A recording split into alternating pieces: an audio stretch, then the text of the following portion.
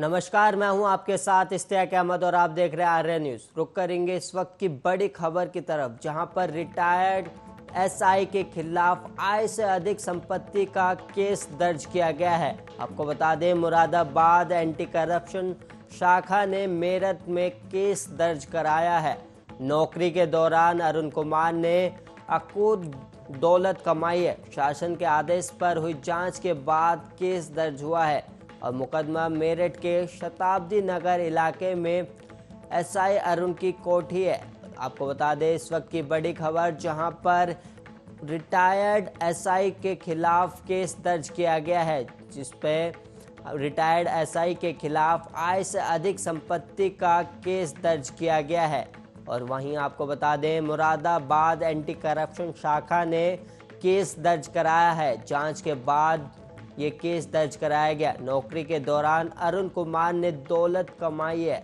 और आपको बता दें कि अरुण कुमार एसआई जो है, उनके खिलाफ केस दर्ज किया गया है। शासन के आदेश पर हुई थी जांच, उसके बाद केस दर्ज कराएगा। और आपको बता दें, शताब्दी नगर इलाके में है एसआई अरुण की कोठी, जिसको रिटायर्ड एसआई के खिलाफ आय से अधिक संपत्ति का केस दर्ज कराया गया है। और वहीं आपको बता दें, मुरादाबाद एंटी करप्शन शाखा ने केस दर्ज कराया है। और वहीं पंजाब में जारी कांग्रेस के अंतर्कलह से पार्टी का शीर्ष नेतृत्व असहाय दिख रहा है। इस बीच पूर्व मंत्री नवजोत सिंह सिद्धू ने शुक्रवार को पार्टी अध्यक्ष सोनिया गांधी से उनके निवास पर मुलाकात की। इस बैठक में राहुल गांधी और पंजाब के प्रभारी हरीश रावत भी शामिल थे। बैठक के बाद रावत ने कहा, सोनिया गांधी को पंजाब में पार्टी के मसले पर अभी अंतिम फैसला लेना है। बैठक के बाद सिद्धू मीडिया से बात किए बिना चुपचाप जनपद से निकल गए। इससे पहले गुरुवार को रावत की बातों से लग रहा था कि सिद्धू को प्रदेश अध्यक्ष की कमान मिल सकती है। उसके बाद पंजाब में शक्ति प्रदर्शन शुरू हो गया। सूत्रों के अनुसार कैप्टन ने खुद सोनिया गांधी से बात कर अपनी नाराजगी जताई। उन्होंने कांग्रेस अध्यक्ष से पार्टी टूट जाने तक की बात कही है और कहा कि अगर वो सिद्धू की अध्यक्षता में काम नहीं कर सकते। इससे पहले पंजाब में गुटबाजी की खबर आते ही कांग्रेस नेतृत्व हरकत में आया और गुरुवार रात में सिद्धू को फोन कर सुबह दिल्ली तलब किया गया। और वहीं पत्रकारों ने जब शुक्रवार को बैठक के बाद सिद्धू को पंजाब कांग्रेस का अध्यक्ष बनाए जाने के सवाल पर रावत से पूछा, तो उन्होंने कहा, किसने बताया, मैं यहां अपनी रिपोर्ट देने आया हूं। जैसे ही सोनिया कोई फैसला लेंगी, आप लोगों को बता दिया जाएगा।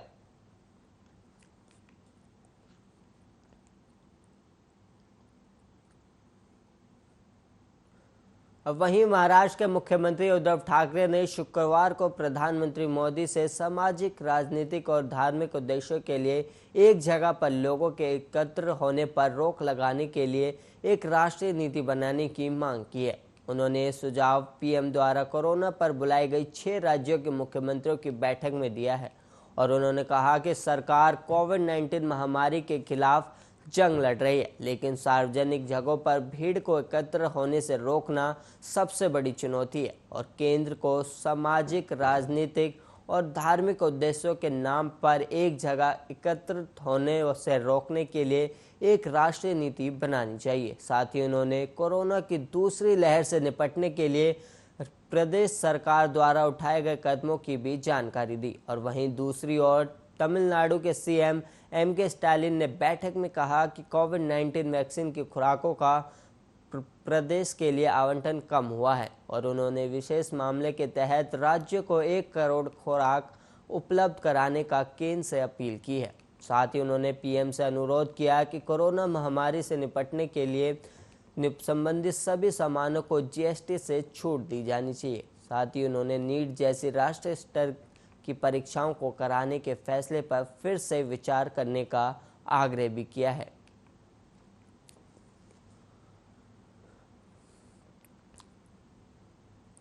और वहीं तमिलनाडु सरकार ने कोरोना मामलों को देखते हुए राज्य में लगे लॉकडाउन को 31 जुलाई तक के लिए बढ़ा दिया है। वहीं इस बढ़ाए गए लॉकडाउन में लोगों को ज़्यादा रियायतें दी गई है। सरकार द्वारा जारी गाइडलाइन के मुताबिक स्कूल, कॉलेज 31 जुलाई तक बंद रहेंगे।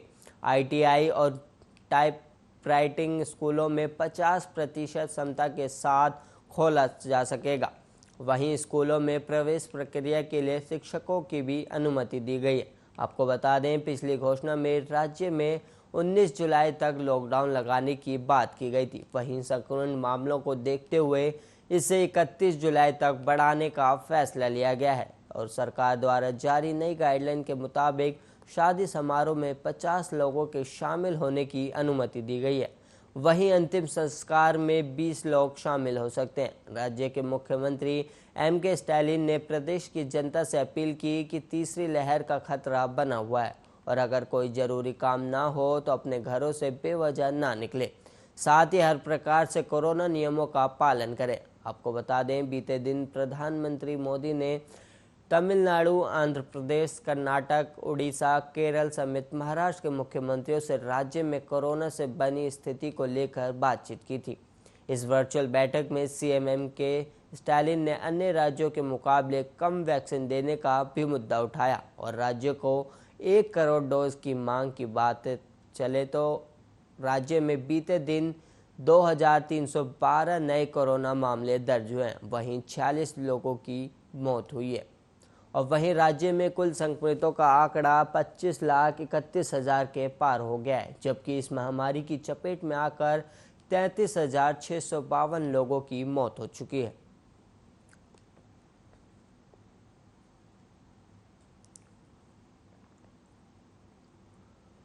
सरकार ने शुक्रवार को कहा कि कोरोना वायरस संक्रमण के मामले में हाल में प्रतिदिन धीमी गति से कमी होना एक चेतावनी है। हालांकि स्थिति अभी नियंत्रण में है, लेकिन यदि कोविड से जुड़े नियमों का अनुपालन नहीं किया गया तो ये बिगड़ सकती है। साथ ही सरकार ने इस बात का भी जिक्र किया कि अगले 100 से लेकर 125 दिन व्यवस्था और लोग दोनों के लिए महत्वपूर्ण है। नीति आयोग के सदस्य डॉक्टर V.K. पॉल ने कहा कि तीसरी लहर की संभावना बनी हुई है क्योंकि आबादी संक्रमण के प्रति अब भी बहुत जोखिमग्रस्त है। उन्होंने चेतावनी दी, हम तब तक समुदाय प्रतिरक्षा के चरण में नहीं पहुंचे हैं। हम संक्रमित होकर सामुदायिक प्रतिरक्षा नहीं प्राप्त करना चाहते हैं। हम टीकों के मामले में प्रगति कर रहे हैं और हमारे सर्वाधिक जोखिमग्रस्त समूह 45 वर्ष से अधिक आयु के लोगों में करीब 50% लोग सुरक्षित हैं और ये मृत्यु दर को भी कम करेगा। लेकिन संक्रमण का प्रसार हो सकता है, हम संक्रमण के दायरे में आ सकते हैं। वायरस अब भी हमारे आसपास है। और वहीं पॉल ने आगे कहा कि अगले 100 से 125 दिन महत्वपूर्ण है और हमें सावधान रहने की ज़रूरत है। हमने देखा है कि संक्रमण के मामलों में कमी आना धीमी हो गया है और ये हमें एक चेतावनी है, लेकिन स्थिति अभी भी नियंत्रण में है, ये बिगड़ सकती है। कुछ उपाय हैं जिनके बारे में बात की जा रही है। यदि हम उनका इस्तेमाल करेंगे तो तीसरी लहर नहीं आएगी।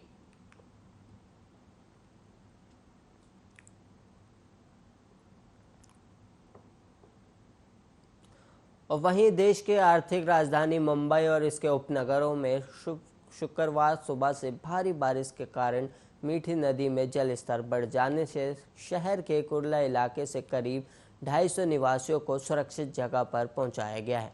वहीं उत्तर भारत के मैदानी क्षेत्र के कई इलाकों में दक्षिणी पश्चिमी मानसून के फिर से सक्रिय होने के बावजूद बारिश नहीं होने से तापमान सामान्य से ज़्यादा बना हुआ है।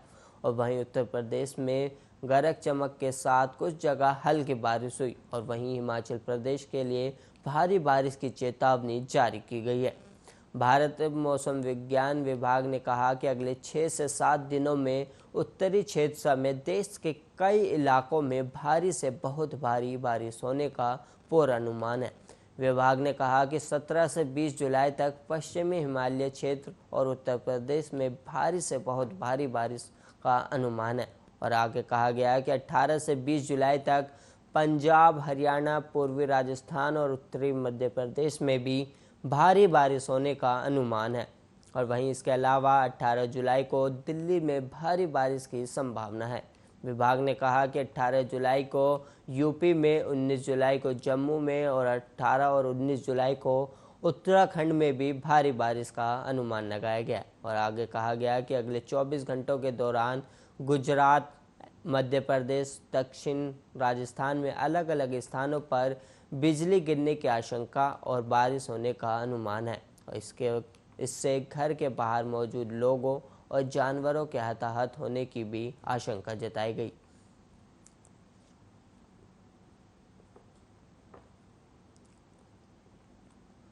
किसानों के संसद कूच करने के दौरान असामाजिक तत्व बवाल करा सकते हैं। इसे लेकर सोशल मीडिया पर वीडियो लगातार वायरल हो रहे हैं और लोगों के मोबाइल पर कॉल भी आ रही है। इनमें बवाल के लिए उकसाने वाली भड़काऊ बयानबाजी शामिल है। इस आशंका को देखते हुए खुफिया एजेंसियों ने सरकार को रिपोर्ट में सुरक्षा व्यवस्था बढ़ाने की सलाह दी है और वहीं रिपोर्ट के बाद 26 जनवरी जैसी किसी अप्रिय घटना के मद्देनज़र सुरक्षा बल सतर्क हो गए और वहीं संयुक्त किसान मोर्चा ने 22 जुलाई को संसद कूच का ऐलान कर रखा है। इसके तहत 22 राज्यों के संगठनों से करीब 200 किसान नेता संसद कूच करेंगे। किसान नेता सिंघू बॉर्डर से बसों में बैठकर दिल्ली जाएंगे और संसद से पहले मार्च करेंगे।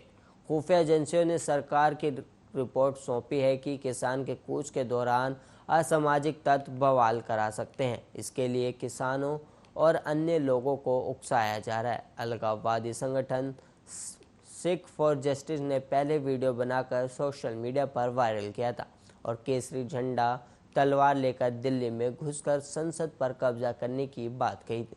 अब किसानों के मोबाइल पर लगातार कॉल आ रही है। इसमें पंजाब को आज़ाद कराने समेत कई अन्य उकसाने वाली बातें कही जा रही हैं। इसमें भी वही भड़काऊ बातें दोहराई जा रही हैं।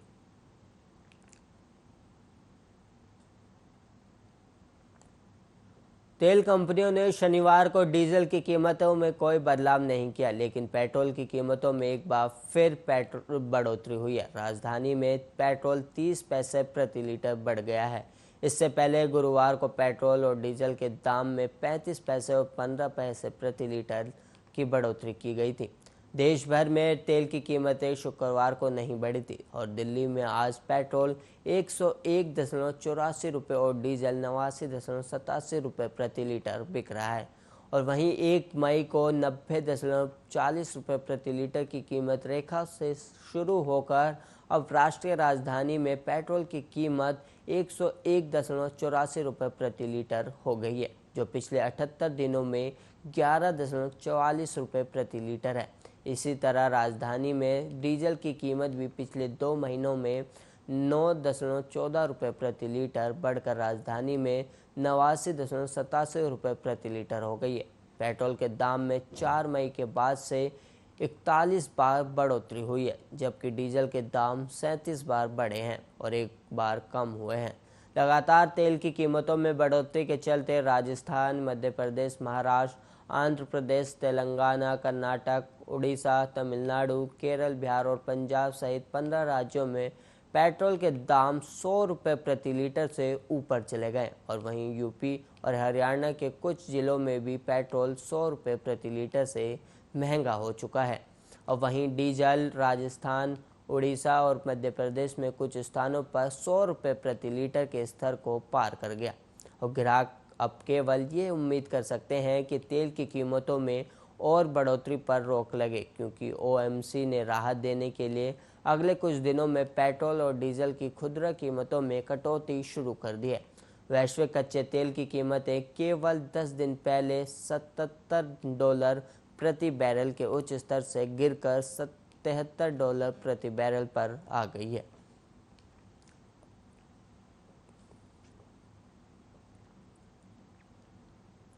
अफगानिस्तान और पाकिस्तान के बीच तालिबान को लेकर तनातनी जारी है। ताशकंद में अफगानी राष्ट्रपति ने भी सरेआम तालिबान का साथ देने का आरोप लगाया है।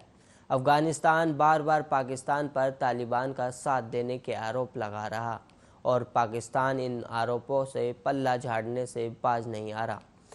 पहले उपराष्ट्रपति अमरुल्लाह सलाह ने ट्वीट कर कहा कि पाक की वायुसेना तालिबान को एयर सपोर्ट मुहैया करवा रही है और अब अफगान के राष्ट्रपति अशरफ गनी सरेआम पाकिस्तान परस पड़े। अफगानिस्तान की मौजूदा हालत के लिए पाक को जिम्मेदार ठहरा दिया। अशरफ गनी ने कहा, खुफिया अनुमान संकेत देते हैं कि पिछले महीने पाकिस्तान और अन्य स्थानों से 10,000 से अधिक जिहादी लड़ाके दाखिल हुए हैं। अशरफ गनी जब ये आरोप लगा रहे थे उस वक्त इमरान खान भी मंच पर मौजूद थे। मौका ताशकंद में आयोजित एक अंतर्राष्ट्रीय शिखर सम्मेलन का था, जहां भारत, चीन, रूस और सऊदी अरब जैसे कई बड़े देश शामिल थे। अब दुनिया भर के नेताओं के सामने अपनी बेइज्जती होते देख इमरान खान पल्ला झाड़ गए।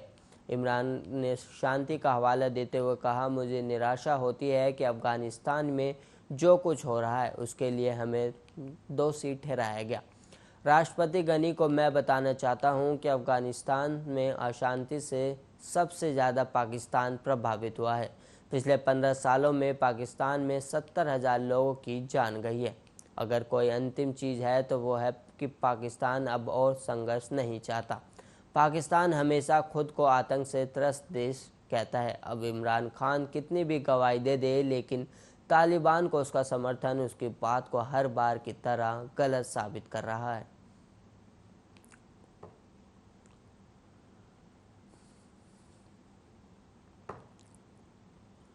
उत्तर प्रदेश में कांवड़ यात्रा को मंजूरी दिए जाने पर सुप्रीम कोर्ट ने सख्त टिप्पणी की है। कोर्ट ने कहा कि धार्मिक भावनाएं जीवन के अधिकार से बड़ी नहीं है। इस यात्रा के आयोजन से देश के सभी नागरिकों के स्वास्थ्य पर असर पड़ सकता है, इसलिए राज्य सरकार खुद ही इस पर विचार कर निर्णय ले। कोर्ट ने सुनवाई सोमवार 19 जुलाई के लिए टालते हुए ये भी कहा कि अगर राज्य सही निर्णय नहीं ले पाता तो वह खुद आदेश जारी करेगा। और वहीं बुधवार 14 जुलाई को सुप्रीम कोर्ट के जस्टिस रोहिंटन नरीमन और BR गवई की बेंच ने मामले पर स्वयं संज्ञान लिया था। कोर्ट ने कहा था कि उत्तराखंड ने कोरोना की तीसरी लहर की आशंका को देखते हुए यात्रा रद्द कर दी है, लेकिन यूपी ने ऐसा नहीं किया है। राज्य सरकारों का ये रवैया लोगों को भ्रमित करने वाला है। कोर्ट ने मामले में उत्तर प्रदेश, उत्तराखंड और केंद्र सरकार को नोटिस जारी किया था। कोर्ट ने यह भी कहा था कि यात्रा 25 जुलाई से शुरू होनी है, इसलिए इस मसले पर जल्द सुनवाई जरूरी है। और वहीं केंद्र सरकार ने सुप्रीम कोर्ट की चिंता से सहमति जताते हुए कहा कि इस यात्रा को सांकेतिक रूप से चलाना बेहतर होगा। केंद्र के लिए पेश सॉलिसिटर जनरल तुषार मेहता ने कहा, हरिद्वार से गंगा जल लेकर कांवड़ियों का अपने इलाके के मंदिर तक आना कोरोना के लिहाज से उचित नहीं होगा। बेहतर होगा कि टैंकर के जरिए गंगा जल जगह जगह उपलब्ध करवाया जाए। हालांकि इस बारे में फैसला राज्य सरकार को ही लेना होगा।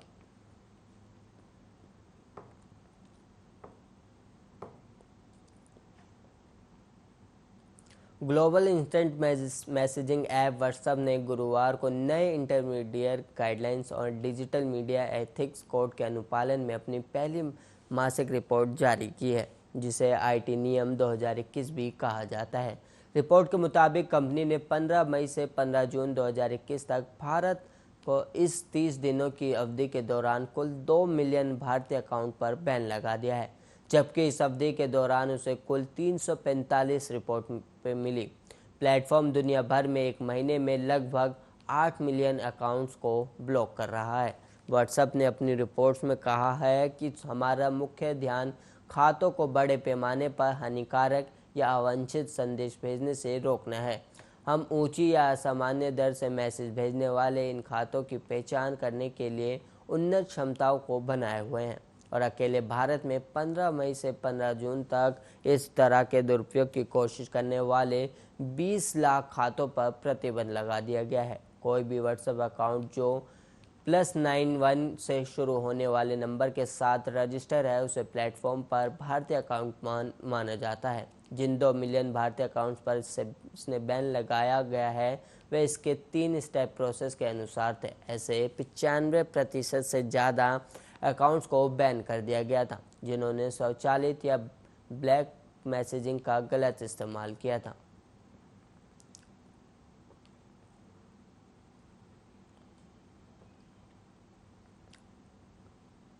अफगानिस्तान के हिंसाग्रस्त कंधार में जारी खूनी संघर्ष के बीच एक भारतीय पत्रकार की हत्या कर दी गई। अफगानिस्तान के राजदूत फरीद मुंडेज ने शुक्रवार को सूचना दी कि कंधार में गुरुवार को भारतीय फोटो जर्नलिस्ट दानिश सिद्दीकी की कवरेज के दौरान हत्या कर दी गई। वे कंधार में अफगान सुरक्षा बलों के साथ वहां के हालातों की रिपोर्टिंग कर रहे थे। वो देखिए रिपोर्ट।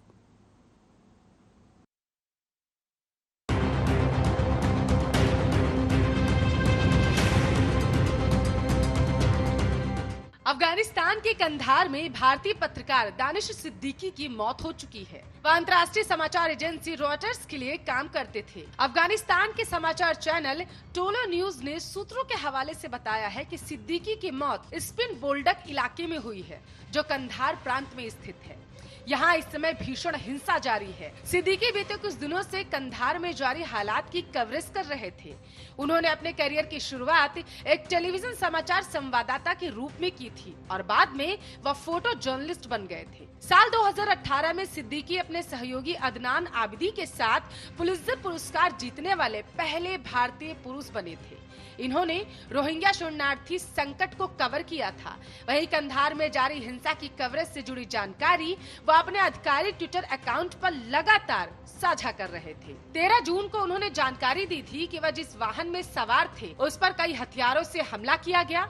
अपने ट्वीट में सिद्दीकी ने लिखा था, मेरी किस्मत अच्छी रही कि मैं सुरक्षित हूँ और मैंने एक रॉकेट को आर्मर प्लेट के ऊपर से जाते हुए भी देखा। जानकारी के मुताबिक दानिश सिद्दीकी की मौत उस समय हुई है जब तालिबान और अफगान सरकार के सुरक्षा बलों के बीच जंग हो रही थी, जो अब भी लगातार जारी है।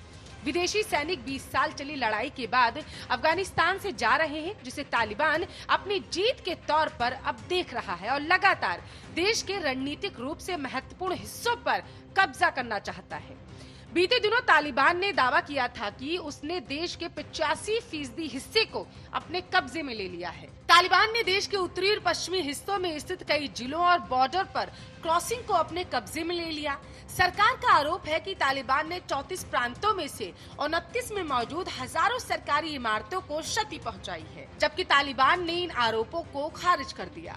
अफगान सरकार के वरिष्ठ अधिकारी नादेर नादेरी ने काबुल में कहा कि सुरक्षा बल तालिबान को पीछे खदेड़ने की कोशिश कर रहे हैं ताकि उसके कब्जे वाले जिलों को दोबारा अपने नियंत्रण में लिया जा सके। आपकी जानकारी के लिए आपको बता दें कि सिद्दीकी ने हाल ही में एक पुलिसकर्मी को बचाने के लिए अफगान विशेष बलों के मिशन पर रिपोर्ट किया था, जिसमें उन्होंने बताया था कि कैसे वह पुलिस का जवान अपने साथियों से अलग हो गया था और तालिबान से घंटों तक अकेले ही लड़ा था। दानिश ने अपनी रिपोर्ट में उन तस्वीरों को भी शामिल किया था जिसमें अफगान बलों के वाहनों को रॉकेट से निशाना बनाया गया था। ऐसी खबर है कि इसी नाम के प्रांत की राजधानी दक्षिणी शहर कंधार में और इसके आसपास तालिबानियों और अफगान बलों के बीच भीषण लड़ाई जारी है। तालिबान ने शहर के पास के प्रमुख जिलों पर कब्जा कर लिया है। कंधार में हालात अब बिगड़ते जा रहे हैं और यह जंग का अखाड़ा बन चुका है।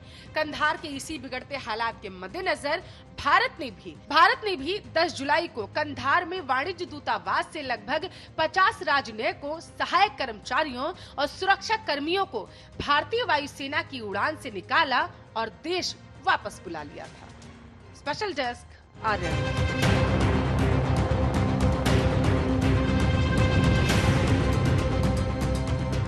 इस बुलेटिन में इतने ही। ऐसी तमाम खबरों के लिए आप देखते रहिए आर्या न्यूज़।